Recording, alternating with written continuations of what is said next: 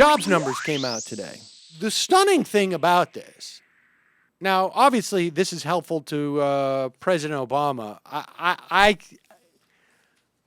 think unless these numbers were catastrophic, I don't think that they would have implicated the race one way or another, frankly. But what is really stunning is to watch the freak out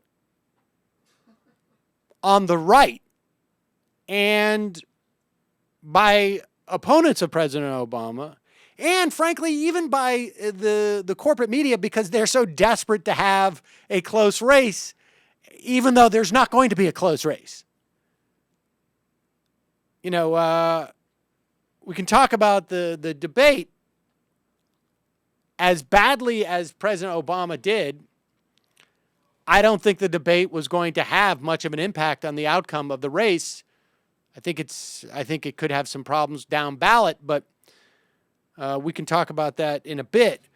But the old crank, Jack Welch, former GE CEO, started tweeting out that he thought the Chicago guys had somehow rigged the numbers with the Bureau of Labor Statistics.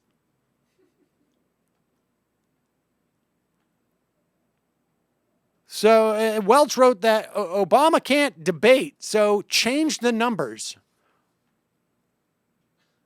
Joe Scarborough, apparently, I didn't see it, but was going on and on about how these numbers can't be right. Somebody's rigged them. I watched, was it Sue Costello? Some whoever's on CNN at like 9:30. She brought on Stephen Moore, that hack from the Wall Street Journal, who makes Larry Kudlow seem balanced. And she said to him, what's with these numbers? You think they could be rigged? Did you ever hear anybody say in the corporate media ever about any job numbers ever that they were rigged? I mean, it's quite possible that there is statistical noise. It takes a couple of months to figure out exactly what's happened. But the idea that the entire Department of Bureau of Labor Statistics got a phone call from someone at the White House and they all just jerry-rigged this stuff is so beyond the pale. Frankly, I think CNN should fire that news host. It's absurd. If she had said, do you think it's possible that George Bush organized these planes to go into the towers? With the Texas boys? With the Texas boys? She'd be fired summarily. The idea that these numbers are now, look, if you want to say, well, 2 years ago, the Bureau of Labor Statistics changed the way they do their statistic accounting, and it makes it look like there's less unemployment. Yes. You want to say the way that we calculate unemployment now as opposed to during the Great Depression diminishes the amount of unemployed people. Okay. But the idea that there's some type of widespread corruption in support of Obama's election, and the idea that they're just going to come back with 114,000, well, listen, we've got to figure out a sweet spot here.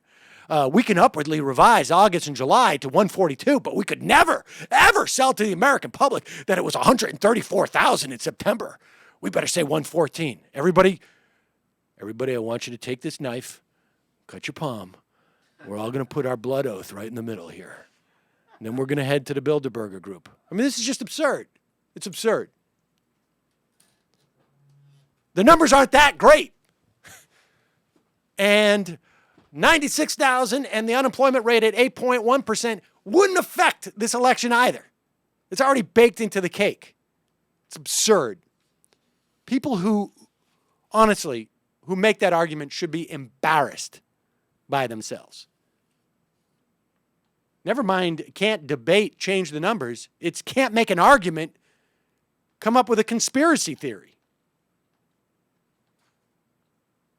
And it's also pathetic how much it shows how desperate some people just want there to be bad unemployment numbers.